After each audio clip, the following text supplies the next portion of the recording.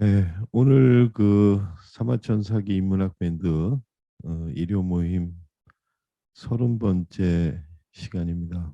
여기에 보면은 이게 이제 최근에 우리나라에는 독서의 즐거움이라는 책으로 번역이 됐고 2003년도, 10년도에 이제 수정판이 나왔어요.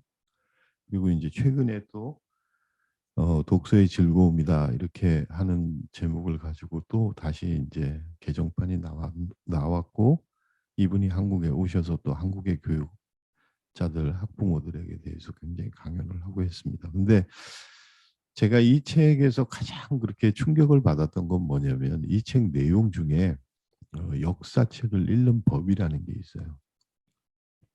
그래서 그 부분의 내용을 오늘 여러분들에게 한번 소개를 하면서 여러분들 어차피 우리 이제 역사나 고전 이런 데 관심이 많은 분들이니까 그때부터 저는 이제 노트를 쓰기도 하고 뭐 컴퓨터에다 정리를 하기도 하고 하는데 제가 오늘 정리한 모습 하는 것들을 여러분들에게 좀 보여드리도록 하겠습니다만 여러분들도 이제 한번 이 책을 한번 독서의 즐거움이라는 책을 제가 이게 원본이 있어요. 혹시 이제 원하시면 여러분들이 굉장히 방대한 책이기 때문에 다 필요하지는 않을 것 같으니까 제가 필요한 부분을 저작권 문제가 있긴 하지만은 제가 그것을 조금씩 요약을 해 놓은 게 있어서 그걸 여러분들에게 원하시는 분들은 그 PDF 파일로 해 가지고 보내드리도록 그렇게 하겠습니다.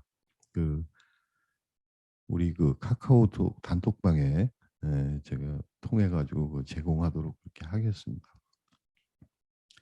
독서 특히 이제 그 역사책의 독서에 대해서 방법 그러니까 단계가 크게 인제 세 단계로 구분을 해요.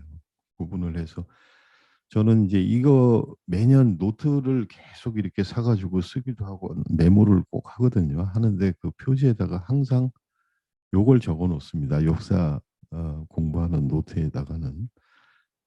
너무나 공감이 되고 제가 이런 방법을 취함으로써 얻은 것들이 너무 많아요.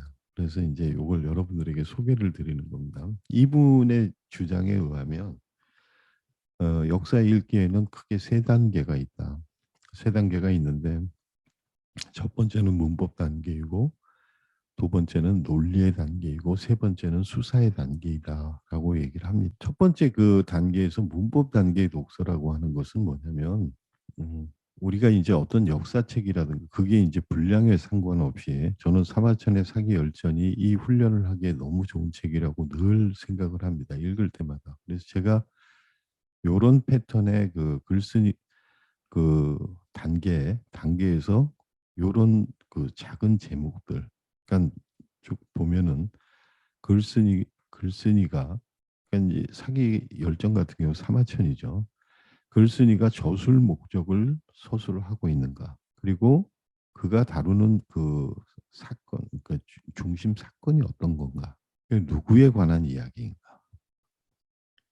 근데 여기 인제 제일 제가 인제 재미있는 게 이게 뭐냐면 주인공은 어떤 난제에 난제에 직면해 있는가. 역사의 어떤 기록들을 보면 주인공들이 등장을 하고 그러면 그 책을 읽으면서 주인공의 입장이 제가 인제 주인공의 입장이 되는 거죠. 그 이야기에 몰입을 하다 보게 되면은 반드시 그 사건 그 다루고 있는 그 사건에서의 어떤 문제점에 봉착을 하게 돼요. 선택을 해야 될 경우가 있거나 아니면은 뭐 가치 판단을 해야 될 때가 있다든가 뭐 이런 경우가 있습니다. 그게 뭔가를 찾아낸다는 거죠. 어떤 난제에 직면해 있는가. 그리고 그 문제라고 하는 것은 이제 그 항상 그 문제를 발생시키는 그 원인들이 있겠죠. 그래서 그 원인들을 살피는 겁니다. 사실 제가 역사 공부를 하면서 가장 뭐 나중에 제가 뭐 조그만 책도 이렇게 내기도 했는데 그 책을 쓸 때도 항상 이 문제를 가지고 초점을 가졌었어요. 그래서 사람들하고 인제 그 어떤 역사적 사건들에 대해서 혹은 인물들에 대해서 얘기를 할 때도 습관적으로 어 그 사건에서 누가 어떤 주인공들 등장인물들이 어떤 문제를 안고 있는가 그리고 그 문제는 어떻게 생겼 발생하게 되었는가. 여기에 자연스럽게 그런 생각이 가게 돼요. 그러면 생각이 굉장히 다양해지더라고요. 제가 좀 이따 이제 조금 보여드리겠습니다. 뭐 같은 이야기인데 어, 그 난제를 풀어가는 과정에서 주인공들에게 이제 일어나는 여러 가지 주변의 어떤 일들 이런 것들을 살피게 되는 겁니다. 그다음에 이제 뭐 이 이야기의 시간적, 장소적 배경은 어떻게 되는가. 이게 요것이 바로 이제 문법 단계 1단계 독서예요. 그래서 그 첫 번째 일단 문법 단계 독서에서 살펴보는 것들은 이런 거예요. 그래서 제가 이제 우리 사기 열전에 보면 장석지 풍당 열전이라는 게 나옵니다.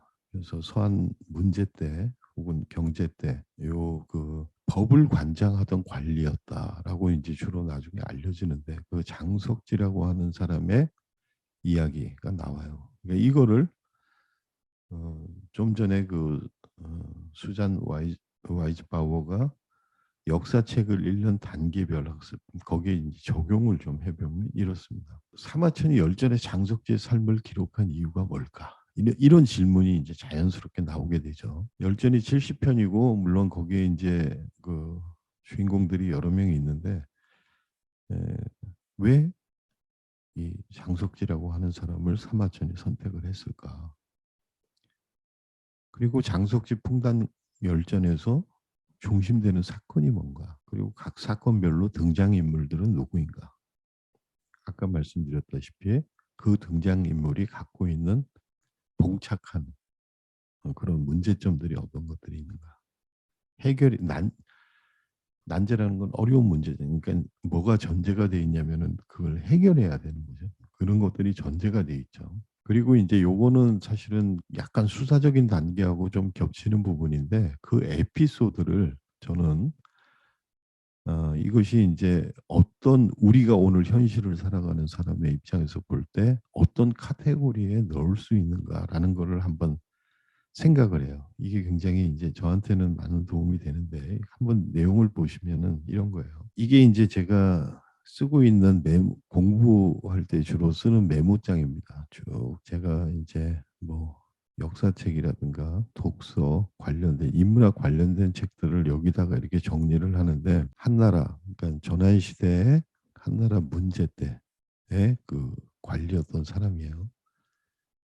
어 출처를 적게 돼 있고 1단계에서 사마천은 왜 열전의 주인공으로 장석지를 선택했을까?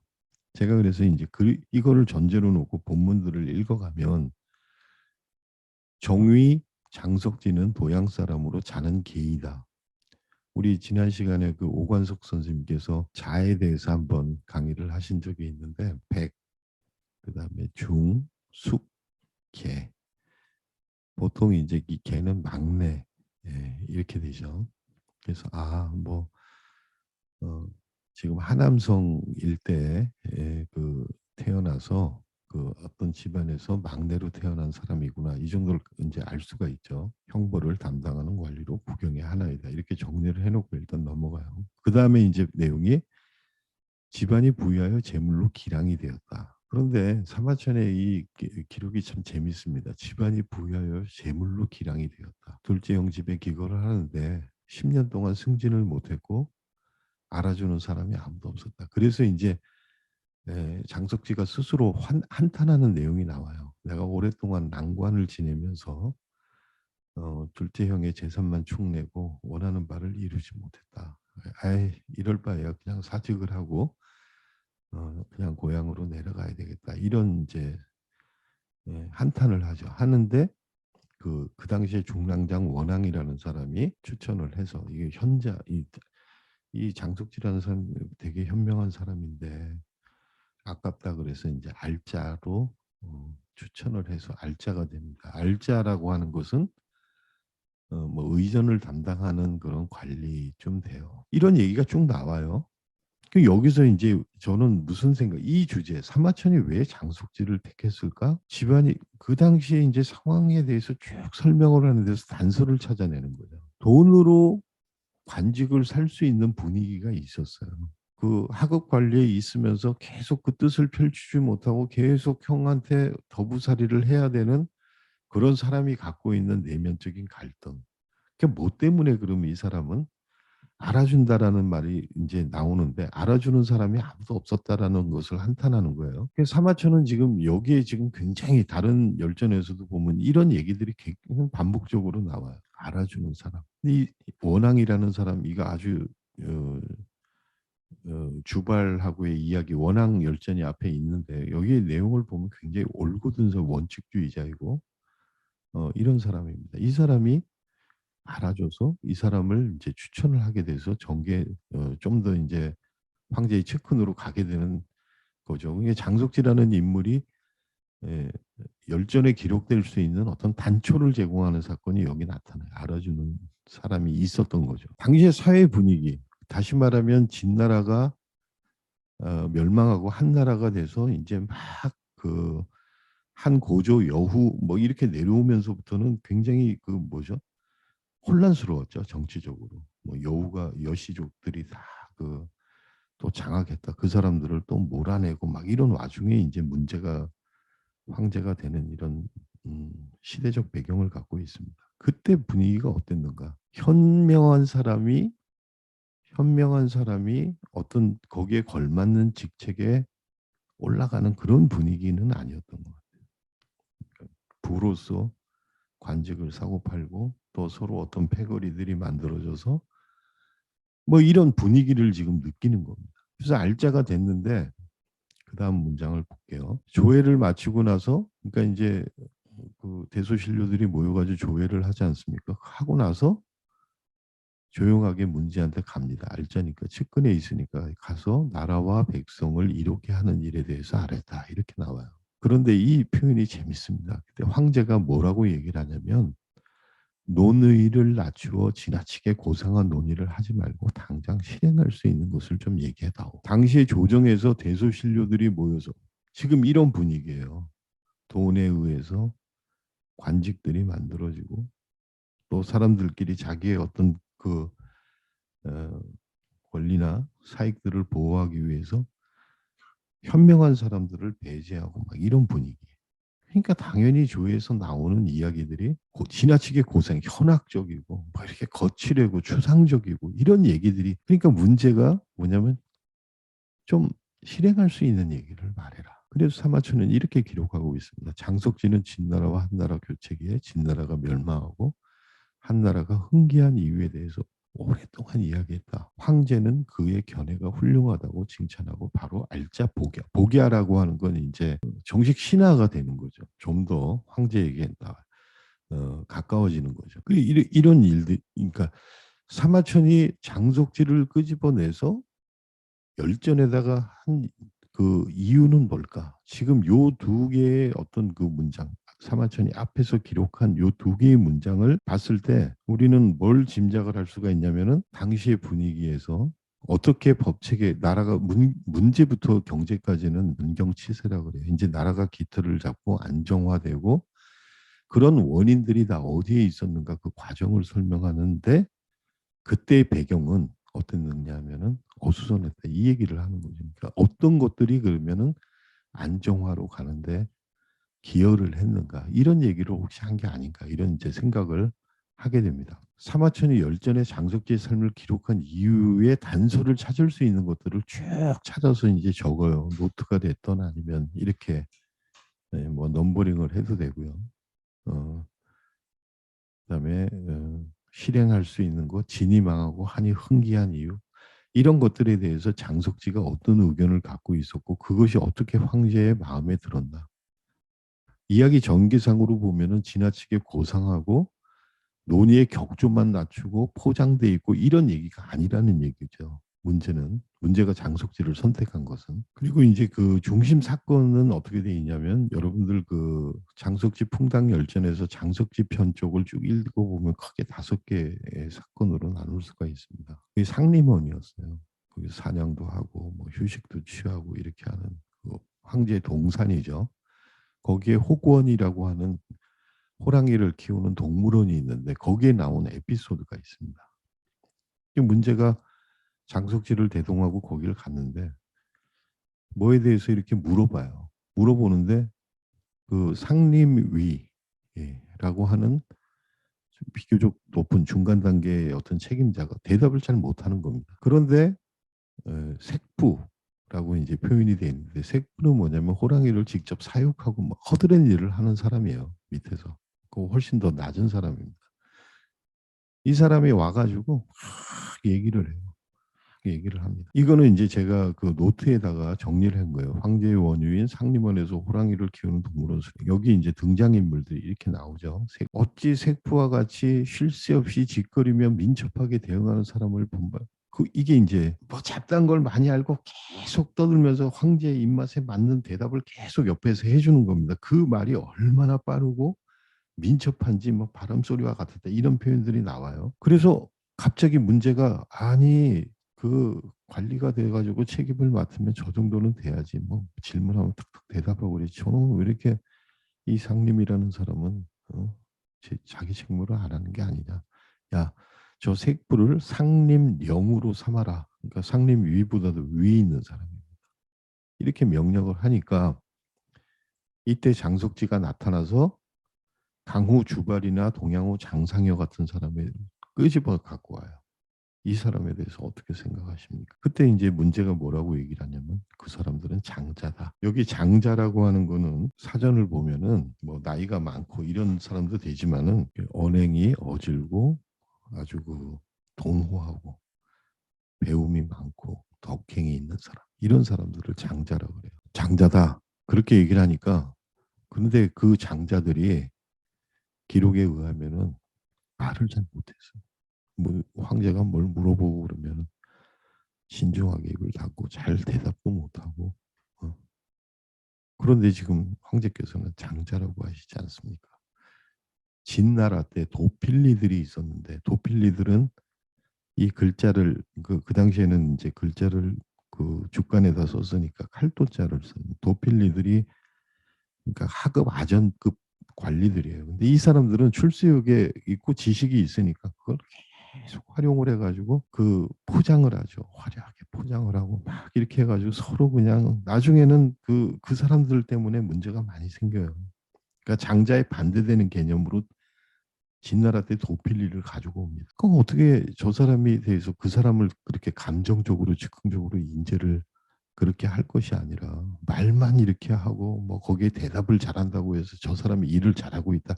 이렇게 하는 판단 자체에 대해서 시비를 거는 거죠. 황제가 나중에 수긍을 하고 그 명령을 거둬들였다. 이 사건이에요. 두 번째 사건은 황궁 안에는 누구든지 말 수리해서 내려야 됩니다. 그런데 태자하고 양공, 양공이라는 사람은 여씨 일족들을 뭐 여우의 일가들을 몰아내는데 굉장히 큰 공을 세운 사람이에요. 뭐 기세가 등등했습니다. 그러니까 왕궁에 들어올 때 수레에서 안 내리고 타고 들어왔어요. 이때 이제 이것을 보고 장석지가 태자라 해도 법을 어겼으니까 처벌을 받아야 된다라고 강하게 주장을 하죠. 그럼 막 난처하게 됐습니다. 결국은 이제 태후까지 등장을 해가지고 막 설득을 하고 해가지고 어떻게 지나갔는데 이게 이제 평생 장석지의 삶 속에 왜냐하면은 그때 어, 주인공이었던 태자가 나중에 경제가 되거든요. 이때 이제 그 장석지의 그 주장 이런 것들 법이 어떻게 지켜져야 되고 그것이 어떻게 법이 특권이라고 한 특권 어떤 어, 예외 사항이 있어서는 안 되는가 하는 것들에 대해서 쭉 이제 논리를 펴내죠. 그 다음에 세 번째는 이제 황제 그 패릉 능에 대한 얘기입니다. 보통 옛날에 황제들은 죽기 전에 자기의 그 능을 공사를 하지 않습니까? 여기다가 자기의 치세, 치적 이런 것들을 다 어떻게 담으려고 그러고 진귀한 보물들을 넣고 이런 것들이 이제 전통이에요. 그냥 내려온. 그런 걸 담아놓으면 도굴꾼들의 표적이 되지 않을까 이런 걱정을 해요. 그때 이제 장숙지가 나타나서 거기에 도적들이 그 안에 보물이 있기 때문에 그런 거 아닙니까? 정치를 잘 하시고 백성들에게 그 어떤 존경을 받고 이런 것들을 사실은 가지고 능에 들어가신다 그러면 지금 그 북경대학에 있는 한 그 역사 교수님의 얘기. 근데 역대 황제들의 무덤 중에서 가장 원형 그대로를 보존하고 있는 게 페릉이랍니다. 다른 능들은 다 이런저런 그 수많은 오랜 역사 동안에 다 도굴이 되고 훼손이 되고 장석지 얘기가 정확한 거죠. 아무리 거기에다가 뭐 단단한 악교로 붙이고 어떻게 그 능을 그렇게 한다 하더라도 그다음에 이제 또 뭐 이런 시간상 조금 생략을 하겠습니다만 아무튼 이제 이런 그 쪽 얘기들이 나와요. 이거를 갖다 이렇게 에피소드별로 분류를 해봅니다. 이것은 오늘날로 따지면 뭐에 해당하는 거? 상림위와 색부의 이야기는 인사정매와 관련된 것이고 태자 취재는 황실 특권, 특히 이제 요즘 우리가 겪고 있는 문제들이죠. 그러니까 법 적용이라든가 무슨 뭐 이런 그 여러 가지 어떤 그런 기회 이런 것들이 공평하게 그렇게 느끼는 사람 별로 없죠. 그죠? 그다음에 패륜공사 이거는 이제 뭐 토목적인 이야기도 있지만 민생을 잘 챙기는 황제의 훌륭한 치적 이런 것들이 능 속에 예, 그 수장품으로 갖고 들어간다. 이런 표현들이 너무 아름다운 표현 아닙니까? 백성들의 존경과 덕망, 그다음에 아쉬움 이런 것들을 갖고 그걸 부장품으로 삼는다 그러면 그 능은 당신이 지금 걱정하는 것처럼 훼손 걱정을 하고 거기다 보물 집어넣고 훼손 걱정을 하는데 그게 얼마나 모순된 이야기인가 하는 것들을 일깨우는 거죠. 근데 재미있는 거는 뭐냐면 그 다음에 이제 뭐 그 법이 이제 임금님이 수레를 타고 가는데 갑자기 뭐 말 한 마리가 뛰쳐나오는 바람에 놀래가지고 황제는 뭐라고 느꼈냐면은 내가 큰일 날 뻔했고 그래서 저놈을 아주 그냥 음, 중벌로 처리를 해야 되겠다. 장석지한테 맡기니까 이때 장석지가 이제 정위가 돼요. 정위라고 하는 것은 법을 이제 담당하는 그런 관리인데 장석지는 그냥 일반 평민들이 만약에 길에서 누군가가 놀랬을 때 받는 그런 처벌 정도를 내립니다. 그러니까 황제가 굉장히 화를 내죠. 황제인 나에게 이렇게 했는데 아니요. 법은 그 얘기를 하고 있는 이런 식의 이제 에, 정리와 이런 것들 아까 이제 얘기했던 그게 첫 번째 문법 단계고 그 다음에 이제 논리 단계는 여기에서 이제 그 역사가가 그 주인공들의 대화 사건 이런 것들을 통해서 어떤 주장을 하고 있는가라고 하는 것을 찾아내는 겁니다. 사실은 그들이 에피소드에 등장하는 사람들이 대화를 하는 것이지만 그걸 역사의 내용으로 들고 온 것은 그것이 이 역사를 기록한 사람의 어떤 주장이 담겨 있기 때문에 그렇습니다. 그거를 찾아내는 거죠. 이게 이제 두 번째 단계, 논리 단계입니다. 그러면 분명히 역사가가 주장하는 바가 있기 때문에 그 주장의 진위라든가 그 역사가가 어떤 생각을 가지고 어떤 의도를 가지고 이걸 기록했을까라고 하는 것에 대한 검증이 나오겠죠. 그래서 이제 이것을 주장과 그 주장이 뒷받침되는 어, 저는 이제 그 이렇게 사마천의 주장을 이런 식으로 이제 표현을 했어요. 이렇게 일일이 씁니다. 집안이 분이 기량이 되었으나 승진하지 못했다. 당시 한나라의 인재 등용의 문제, 재물이나 정치에 야합하는 무리들의 주소됨을 추측하게 하는 이게 이제 사마천의 의도가 아니었는가. 그 다음에 이런 사람들이 조정에 막 포진돼 있다 보니까 뭐 굉장히 추상적인 얘기만 하고 현학적인 이야기. 사마천 되게 싫어했어요. 현학적인 포장하고. 그래서 여기 이제 참고가 되는 것들을 제가 자료로 이렇게 뽑아 놓습니다. 특히 이제 그 생각이 나는 거, 생각이 그 연관되는 다른 자료들 이런 것들도 이렇게 찾아가지고 여기에다 이렇게 적어놔요. 그러면 이제 서로 이게 하나의 교훈이 됩니다. 그 유향의 그러니까 설원이라는 그 책에 보면은 공자가 이제 노나라 사구에 처음 이제 그 관직에 임명이 되죠. 관직에 임명되고 난 다음에 일주일도 채 안 돼가지고 소정묘라고 하는 사람을 죽여버려요. 그러니까 이 주변의 사람들이 확 놀래가지고 달려옵니다.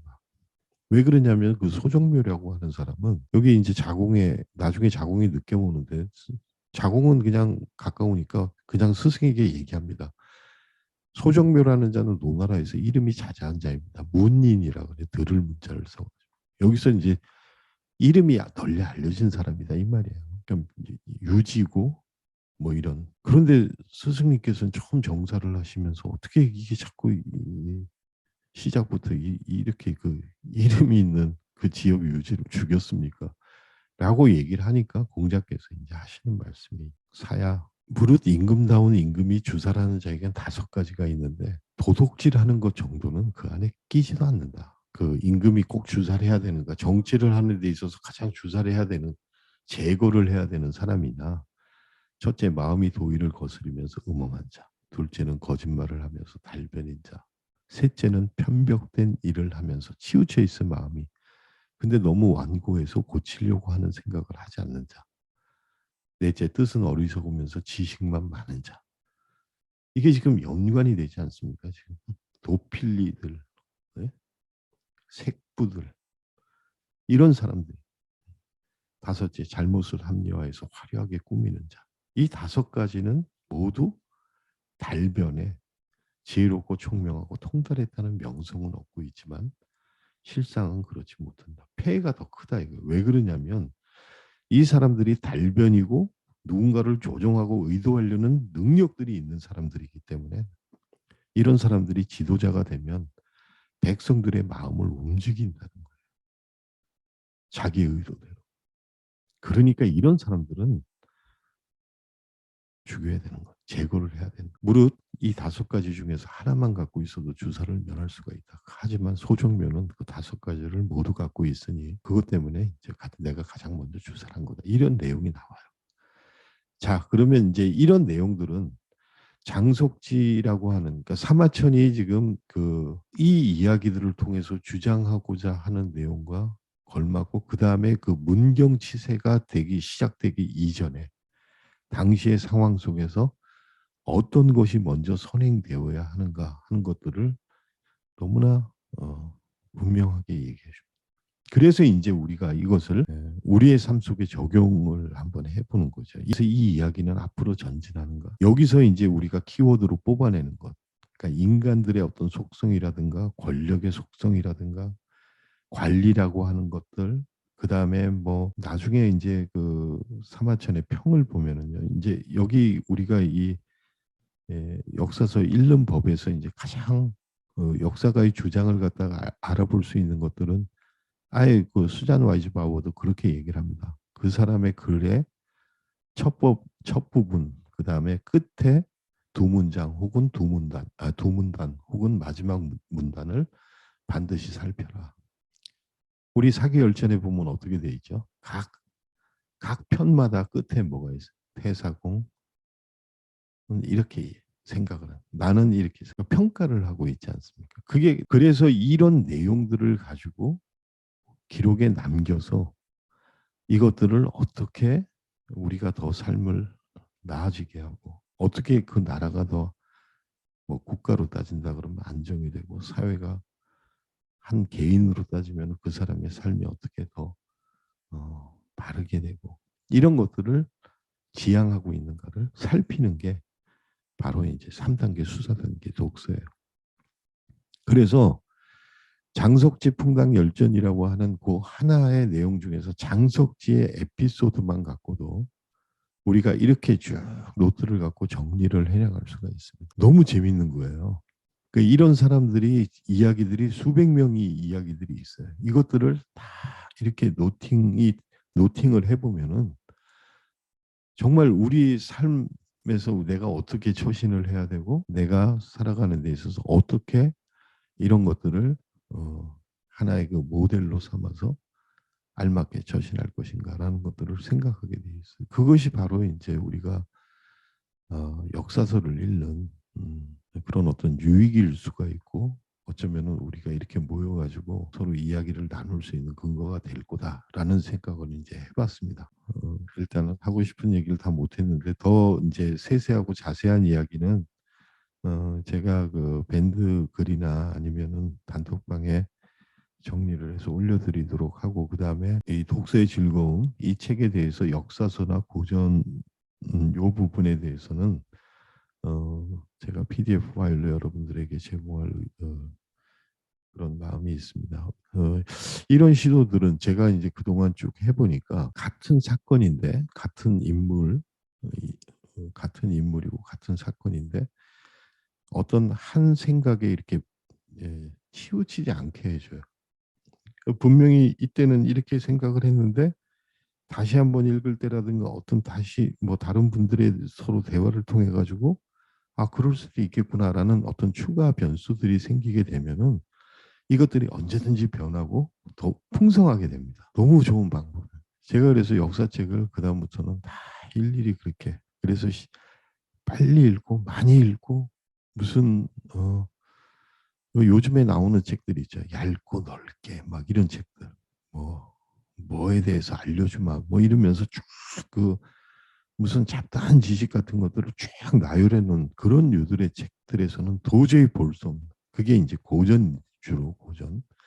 고전의 내용 속에서 이런 우리의 그 단계법 이분이 연구자예요. 이런 걸 연구해 온 겁니다. 어떻게 하면 자식들에게 최상의 교육을 시킬 수 있을까 고민한 흔적이 있는 내용이에요. 그리고 제가 직접 이러한 방법대로 역사책을 읽으니까 기억도 너무너무 새롭고 그다음에 제가 같은 얘기를 해도 상대방들에게 대해서 상대방들의 반응이 선생님 정말 그런 것도 있군요.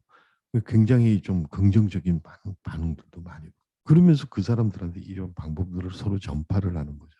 이런 것들이 모이면은 훨씬 더 같이 장석지를 읽는데 저는 여러분들의 그 생각, 여러분들의 경험 이런 것들이 녹아나 있는 더 많은 경험들을 덤으로 얻게 되는 거죠. 이것이 우리가 인제 함께 모여서 같이 역사책을 읽고 어떤 주제에 대해서 대화를 하고 이렇게 하는 데 있어서 좋은 하나의 방법론이 되지 않을까 해 가지고 오늘 여러분들에게 얘기를 했습니다. 오늘